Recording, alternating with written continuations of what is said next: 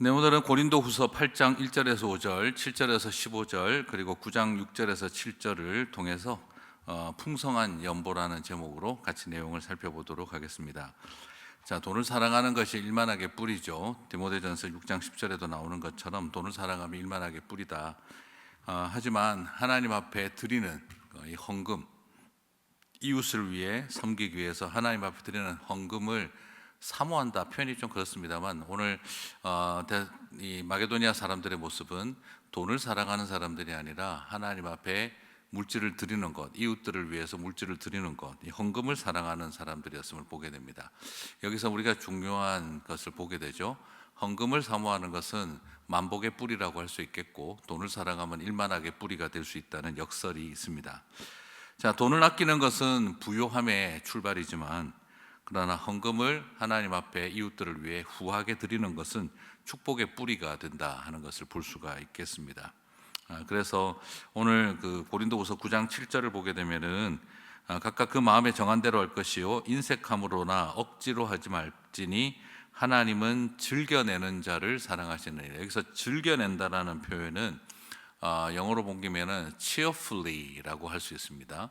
그래서 굉장히 이렇게 응원하고 환호하며 이렇게 하는 뜻이 되겠죠. 그리고 굉장히 기뻐하며 이런 뜻이 되는데 참 독특한 표현이죠. 그래서 영어로 또 다르게 옮긴다면은 이 표현이 유쾌하다, 즐겁게 하나님은 즐겨내는 자를 할 때 이것을 유쾌하게 hilarious라는 말에 어근이 된다 하는 것도 볼 수가 있겠습니다. 자, 참 신기합니다. 돈을 사랑하면, 근데 사람의 마음이 참 그래요. 돈을 사랑하면 이렇게 하나님 앞에 드리는 헌금하는 것을 사랑하지 않는 마음이 생길 수도 있죠. 그래서 돈을 사랑하는 사람은 돈의 노예가 되는 실수를 하게 되죠. 돈의 노예가 되는데, 그런데 돈에는 노예가 되는데 헌금에 있어서는 왕 노릇하고 주인 노릇하려고 하는 모습을 자기도 모르게 갖게 됩니다. 헌금의 종이 되면 돈의 왕이 되고, 그러면서도 헌금하는 일에 있어서는 헌금에 자신이 종된 모습, 헌금의 종이 되면 돈은 다스리고 지배하는 왕의 모습이 되죠. 그런데 돈의 노예가 되면 헌금에서 오히려 왕 노릇을 하려고 들죠. 무슨 말일까요? 헌금에서 무슨 왕 노릇을 해? 헌금은 하나님 앞에 드리는 건데, 이것이 오퍼링 하는 드림이 개념이 아니라 도네이션이 되어져 버리면 내가 원하는데 쓰세요 하는 돈이 되게 되죠. 자, 그렇게 되어질 때는 하나님 앞에 드리는 것도 내가 주도하는 일이 되어 버릴 수가 있죠. 자, 우리가 많은 경우에 물론 어떤 일을 우리가 지정해서 귀한 일에 도네이션 하는 마음으로 하나님 앞에 드리기도 하죠. 오늘 헌금도 예루살렘 교회를 위해서 돕기 위해서 지정된 또 헌금이기도 했으니까요. 그러나 어느 틈에 너무 익숙해지다 보니까 모든 것을 내가 결정하는 사람이다라고 오해가 생길 수도 있습니다. 항상 즐겨 드리고 맡기는 것이 필요하죠. 자, 헌금의 주인 노릇을 할 것인가, 아니면 정말 돈에 대해서 주인 노릇을 할 것인가.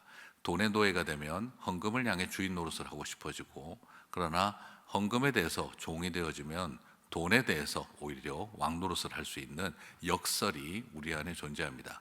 그러므로 우리가 물질을 대하는 태도는 돈을 모으고 쓰는 데 있는 게 아니라 하나님 앞에 재정을 드리는 삶이 있어야 한다는 거죠. 돈하고 관련되어지면 딱 두 가지죠. 잘 모아라, 잘 써라. 돈을 모으고 쓰는 것이 중요하죠. 그래서 내가 모은 만큼 나는 쓴다, 이게 더 중요하게 여겨지죠. 그러나 하나님 앞에, 하나님의 사람들에게는 재정의 원칙은 모아서 쓰는다, 모은다, 쓴다가 주 동사가 아니라 어떻게 하면 드린다의 개념이 더 중요하게 생각되어야 될 것 같습니다. 오늘 한번 이 내용을 살펴보면서 여러분들께서도 그런 적용점을 좀 찾았으면 좋겠습니다. 나는 돈을 사랑하는가, 하나님 앞에 드리는 또 삶을, 헌금하고 드리는 삶을 사랑하는가. 오늘 한번 돌아본다면 어쩌면 나의 주인이 누구인지를 볼 수가 있습니다. 물질의 종 노릇하며 헌금의 주인 노릇하려는 우리의 모습인가, 아니면 헌금에 있어서 하나님을 사랑하는 또 낮아진 종의 모습이고 물질에 있어서 왕 노릇을 하는 모습인가, 우리가 한번 돌아보는 시간이 되고 적용점을 찾아보면 좋겠습니다. 자, 사실 오늘 내용은 제가 교회에서 헌금 설교하려고 준비해 놓은 건데 겹쳐가지고 지금 풀어야 되는데 다음에 또 혹시 하게 되더라도 이해해 주시면 좋겠습니다. 자, 오늘 바울은 이 헌금 생활에 대한 이야기를 하는데 놀랍게도 고린도 교회 성도들에게 하는 메시지인데, 고린도 교회 성도들에게 헌금에 대해서 말을 하기 위해서 누구 이야기를 하냐 그러면 마게도니아 사람 성도들의 헌금 이야기를 끄집어내고 있어요. 다시 말씀드리면 약간 솔직히 좀 이건 위험할 수 있는데요, 마게도니아 사람들의 헌금하는 모습을 예를 들어서 고린도 교회 성도들과 비교가 되고 있어요. 예. 이것은 이제 비교되는 말은, 이 모습은 살짝 위험할 수 있는데, 그럼에도 불구하고 바울은 고린도 교회 성도들에게 격려하고 좀 분발을 촉구하기 위해서 쓰여진 본문이 아니겠나 싶은 영역이 있습니다. 그래서 오늘 내용을 볼 때 여러분 그 8장의 앞부분을 보면서 고린도 교회 성도들과 마게도니아 성도들을 헷갈리지 마시기를 바랍니다. 자, 마게도니아 교회는 지금 어떤 상태냐? 극심한 가난 가운데에도 불구하고 하나님 앞에 기쁘게 드렸다는 거죠. 자, 여러분 그렇게 본다면 고린도 교회는 어때요? 가난한 교회입니까? 부유한 교회입니까? 자, 고린도 교회는 부유한 교회였죠. 그러나 바울이 오늘 비교하고 있는 마게도니아의 교회들은 굉장히 극심히 가난했다고 이야기를 합니다. 고린도 후서 8장 2절을 보시면 환난의 많은 시련 가운데서 그들의 넘치는 기쁨과 극심한 가난이 그들의 행복 풍성한 연보를 넘치도록 하게 하였느니라. 자, 여러분 마게도니아 교인들이 풍성한 연보를 했는데 무엇이 풍성한 연보를 하게 만들었다는 겁니까? 그 환난의 많은 시련 가운데에서도 가슴속에 품었던 감사, 기쁨이, 여러분 기쁨은 환경과 상황이 좋아야 기쁜 게 아니고 환난의 많은 시련 가운데에서도 넘치는 기쁨이 있었고, 그리고 극심한 가난이 있었지만 풍성한 연보를 넘치도록 하게 만들었다. make a, 그죠? 이거는 사역 동사 하게 만들다가 되고 있죠. 굉장히 키워드가 중요한 겁니다. 많은 시련과 환난 가운데 그들이 가졌던 기쁜 마음이 극심한 가난 속에서도 풍성한 연보를 하나님에게 드리게 했다라는 거죠. 자, 여러분 생각할 때 소위 환난에 많은 시련이 아니라 축복의 많은 번영 가운데 넘치는 즐거움이 극심한 부요함으로 많은 연보를 하겠다, 이것이 아니고 반대입니다. 완전히 반대입니다. 소위 말해서 극심히 많은 환난과 시련이 그들에게 기쁨을 주고 극심한 가난이 풍성한 연보를 하겠다. 자, 이것은 오늘 우리에게 복에 주는 도전이 그거죠. 넉넉하고 배부르고 함께 즐거울 수 있으니까 하나님 앞에 풍성한 연보를 드리는 것이 아니라 극심한 가난이 오히려 더 풍성한 헌금을 드리겠다는 거죠. 이건 무슨 뜻일까요? 가난의 고통을 알기 때문에 가능한 이야기죠. 자, 여러분 넘치도록 많은 사람이 주는 것은 그냥 뭐라 그럴까요? 그 체리티적인 어떤 마음도 굉장히 소중하죠. 그렇지만 더 중요한 것은 내가 그 가난을 알고 고통을 알기 때문에 나누는 마음이 훨씬 더 크죠. 그래서 옛날 한국에서는 그런 이야기를 합니다.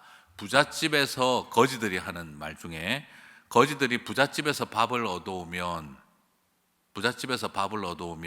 씻어서 말렸다가 먹어야 한다. 상한 밥이 되어서 탈이 날 수 있어서. 그런데 가난한 사람 집에서 밥을 얻어오면 그냥 먹어도 된다, 이렇게 이야기를 했다고 해요.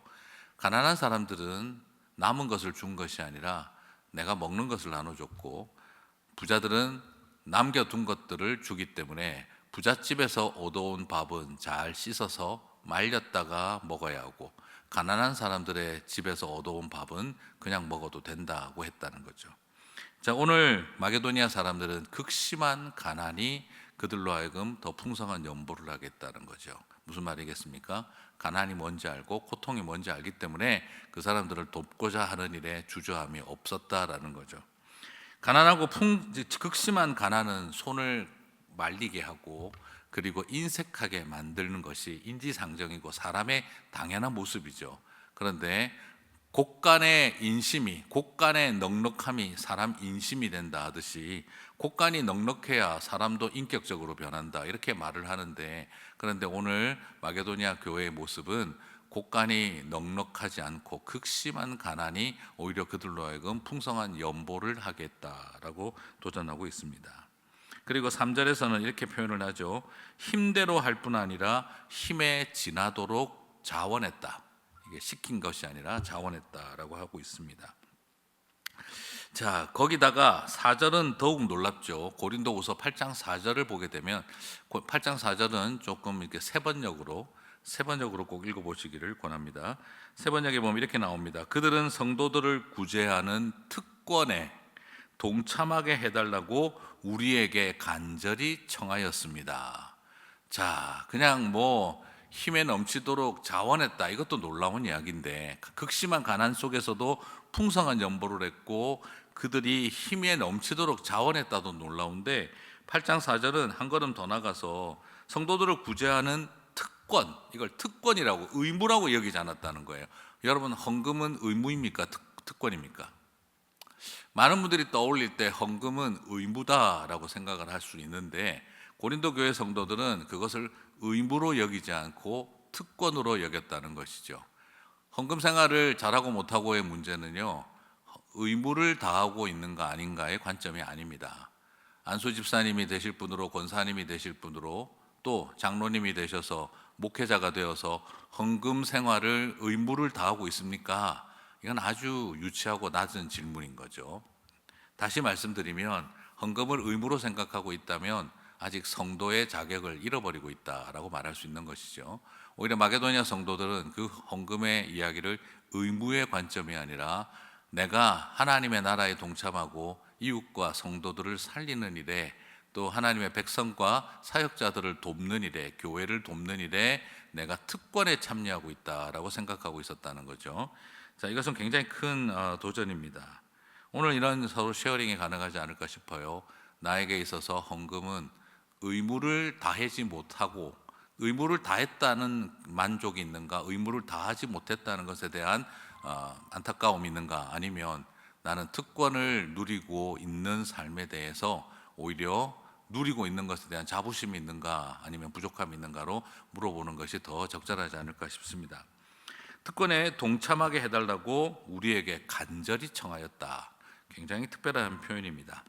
자, 이런 점을 한번 살펴보았으면 좋겠습니다. 그럼 이게 여러분, 사람의 생각과 사람의 의지와 사람의 이 상식과 이 지성으로 과연 가능할까요? 인간의 어떤 생각과 감정과 의지로 이게 가능할까요? 네, 의무감으로 돈 내는 일, 참 그렇죠. 의무감으로 하나님 앞에 뭘 드려야 된다 하는 마음, 이거는 그런 마음을 가졌다면 사람이 인지상정의 수준이겠죠. 그러나 그것을 넘어섰다면 이것은 하나님이 베풀어 주신 은혜 아니고서는 불가능하다는 것입니다. 다시 말씀드리면, 우리에게 있어서 헌금 생활은 여전히 나는 인지상정으로 작동하고 있는가, 아니면 하나님의 은혜로 작동하고 있는가를 보여주는 도전입니다. 나는 이것이 의무인가 특권인가? 우리에게 던지는 질문은 심플합니다.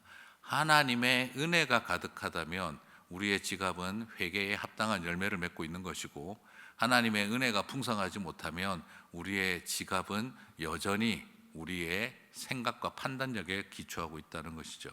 윌리엄 버클레이는 이렇게 말합니다. 대개 가장 베풀 게 없는 사람들이 가장 선뜻 베푼다. 가난한 사람이 가난한 사람을 돕는다. 왜냐하면 가난한 사람이 가난이 무엇인지 알기 때문이다. 그러나 가난만 알아서 되는 게 아닙니다. 성령님으로 은혜가 풍성해야 가난을 알기 때문에 손이 더 말리죠. 휘어 감기죠. 그러나 가난을 알기 때문에 오히려 더 극복할 수 있는 건 하나님의 은혜입니다. 자, 이런 은혜로만 가능하다는 것, 인간의 논리로는 불가능했다는 것, 마게도니아 성도들을 바라볼 때 헌금 잘한 사람들로 보지 않았으면 좋겠고요. 오히려 은혜가 넘쳤던 사람들이었다라고 보는 게 적절하지 않을까 싶습니다. 바울은 이런 마게도니아 성도들을 뭐라고 평가합니까? 자, 그 헌금을 잘하는 사람들로 평가하지 않고 고린도후서 8장 5절을 보게 되면, 우리가 바라던 것뿐 아니라, 여기서 바라던 것은 헌금이죠. 그들은 우리가 바라던 이 헌금을 잘해줬을 뿐만 아니라 그들이 먼저 자신을 주께 드리고 또 하나님의 뜻을 따라 우리에게 주었도다. 네. 그들이 먼저 자신을 하나님께 드리더라는 거예요. 이게 네. 굉장히 소중한 부분이죠. 재정을 보내는 사람들이 아니라 하나님 앞에 자신의 헌금을 한 사람들이 아니라 헌신된 자신의 삶을 드리더라는 거예요. 먼저 자기 자신을 하나님 앞에 드리더라는 것이죠. 그래서 바울은 헌금 잘한 사람들로서 마게도니아 사람들을 평가하고 있는 것이 아니라 자신을 하나님 앞에 제물로 드린 사람들이었다라고 묘사하고 있습니다. 자, 자신을 드리지 않으면서 물질만 돈만 드리는 것이 하나님께서 그걸 기뻐하시는 것이 아니라는 거죠.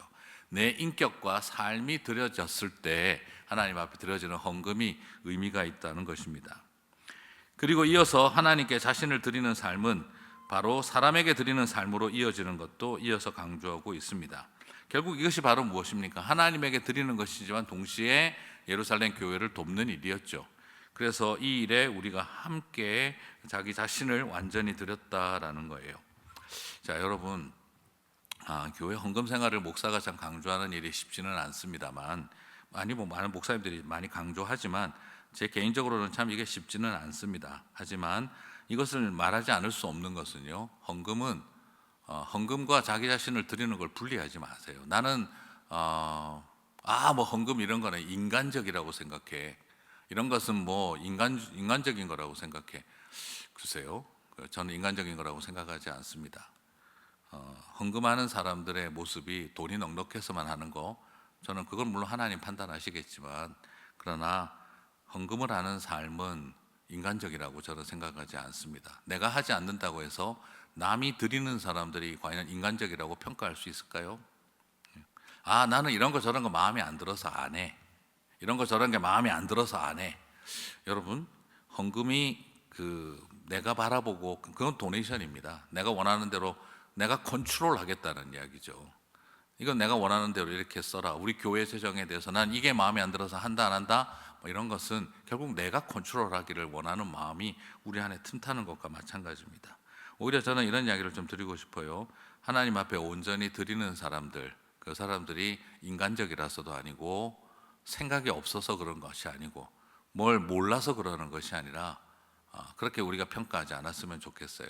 나는 뭔가 알고 있어서, 나는 뭔가 또 탁월해서, 나는 인간적인 걸 싫어서 그렇게 말할 때 우리도 모르게 빠지는 함정이 있다는 걸 좀 기억했으면 좋겠습니다. 누구든지 하나님 앞에 먼저 드리는 사람들은 자신을 제물로 드리는 삶의 연장선 속에 있습니다. 헌금을 우선적으로 하십시오를 강조하는 것이 아니라 먼저 자신을 제물로 드리는 삶이 하나님 앞에 물질을 드리는 삶으로 이어지더라는 것. 그래서 그런 모습이 인간적인 어떤 것으로 결코 평가되어져서는 안 된다 생각을 합니다. 억지로 유도하고 요구하고 경쟁시키고 그리고 그것을 가지고 사람을 평가하는 방식은 물론 맞겠죠. 자신은 드리지 않으면서 물질만 드리면, 우리 교회는 11조를 중요하게 본다더라. 직분자가 되고 장로님이 되려면 11조를 해야 된다더라.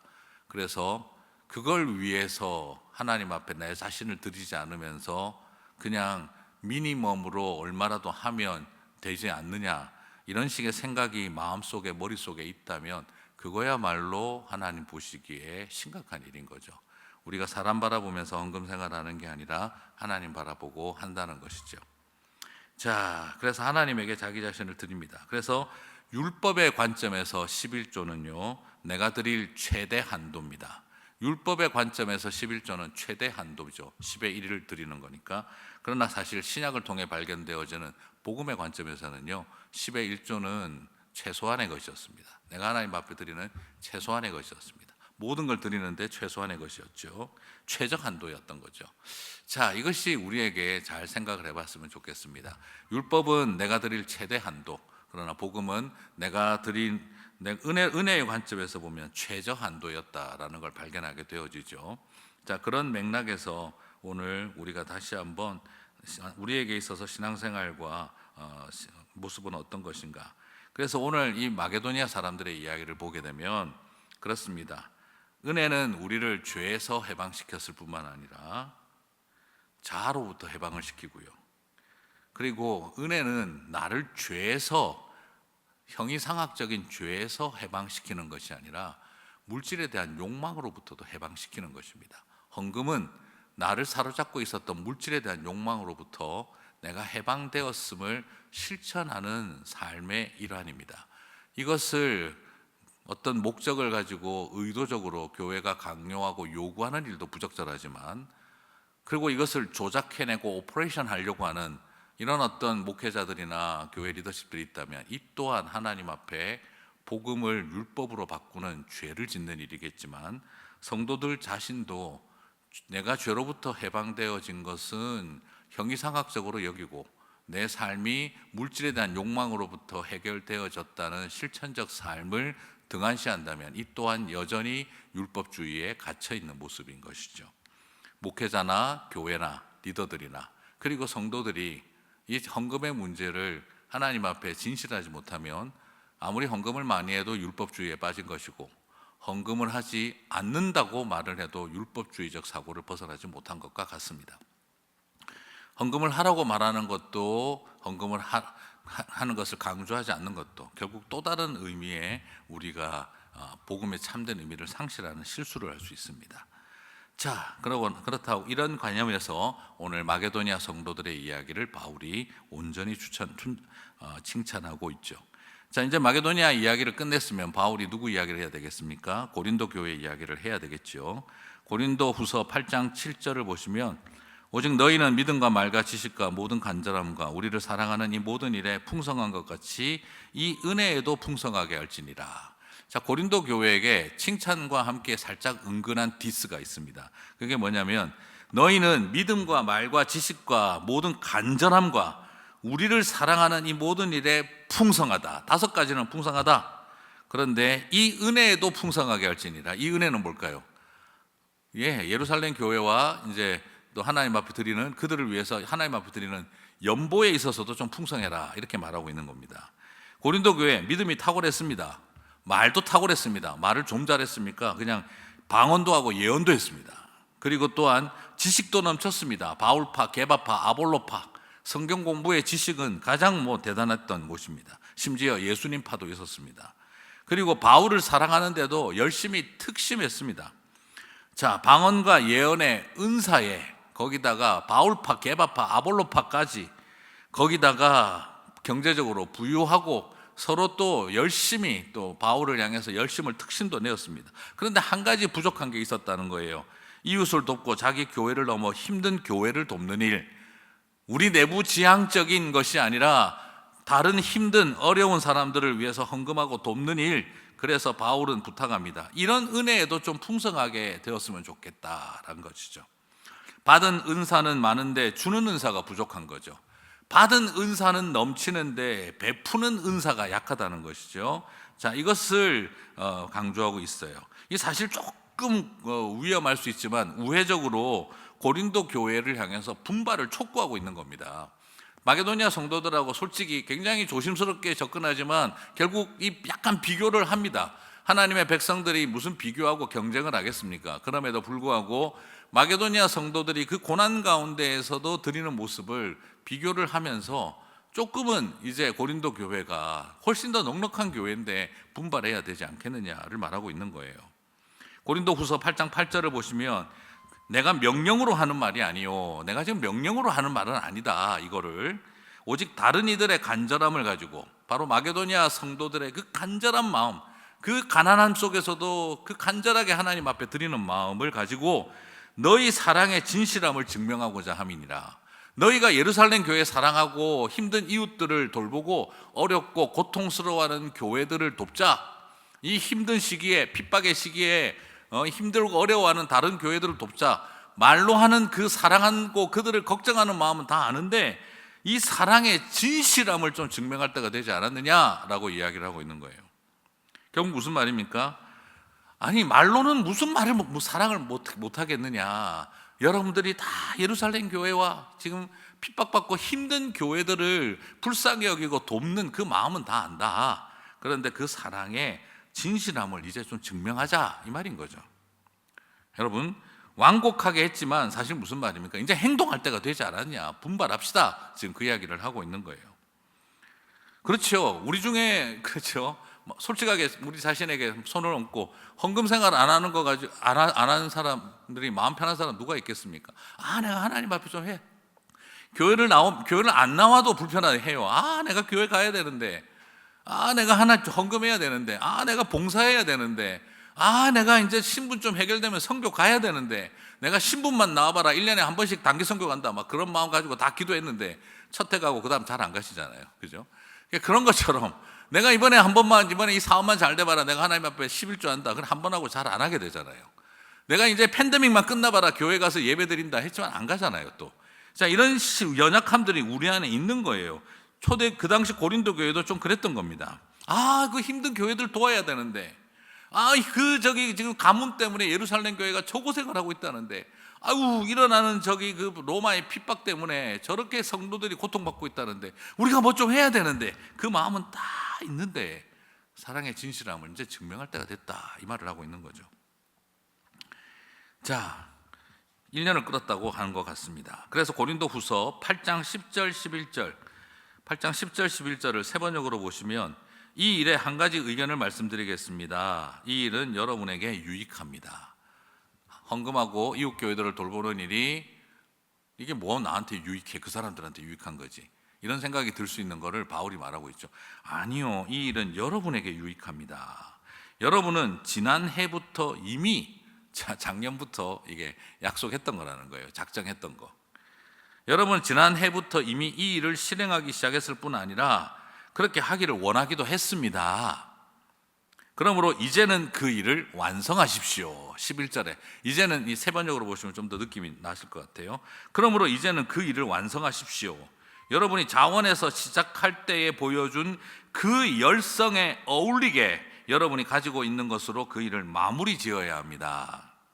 여러분이 자원에서 1년 전에 그 시작할 때 얼마나 그 열성적이었습니까? 그래 우리 막 한번 해보자, 막 그렇게 하지 않았습니까? 그런데 이제 이걸 좀 마무리 지읍시다. 바울이 이렇게 이야기를 하고 있는 거죠. 자, 감정으로만 남아있는,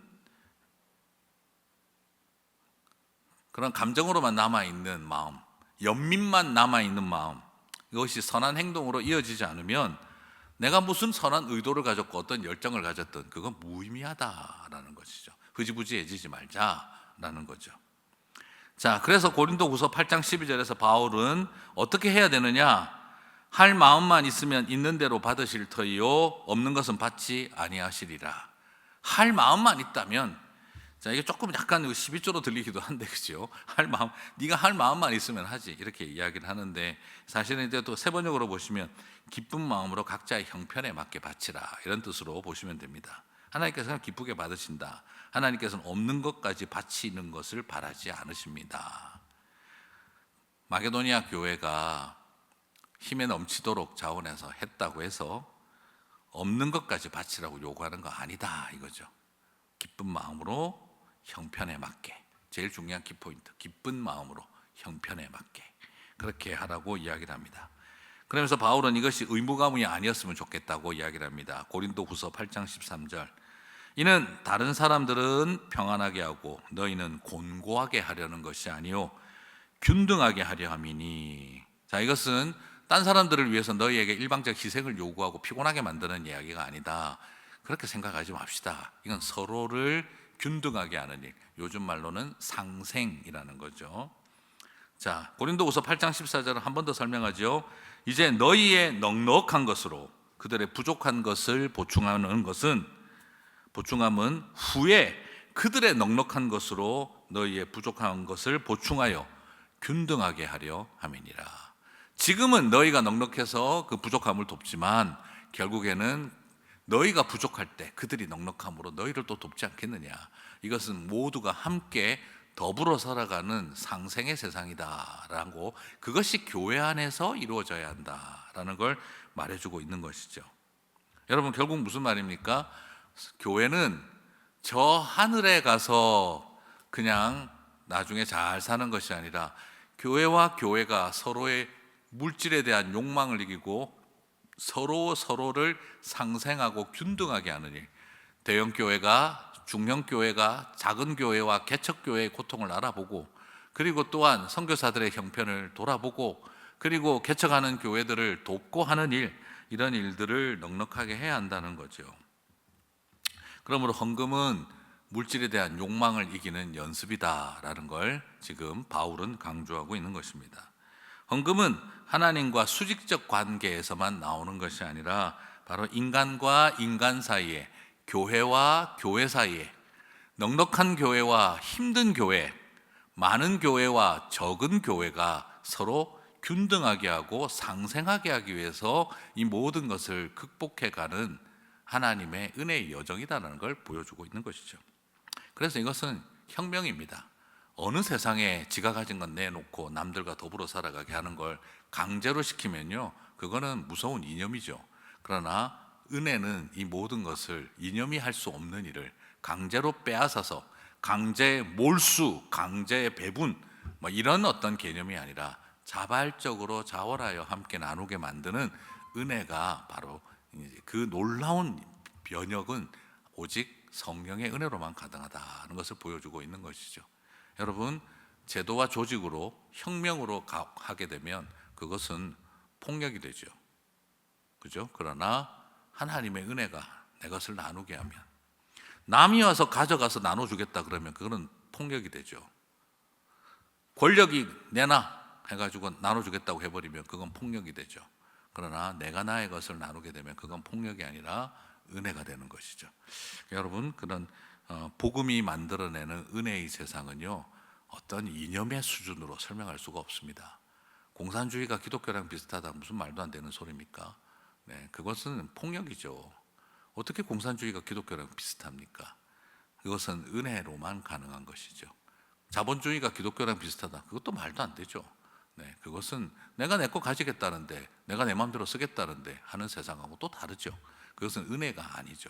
욕망이 지배하는 세상, 그리고 폭력이 지배하는 세상, 양쪽 다 욕망이 지배하는 방식의 폭력은 기독교적인 것이 아닙니다.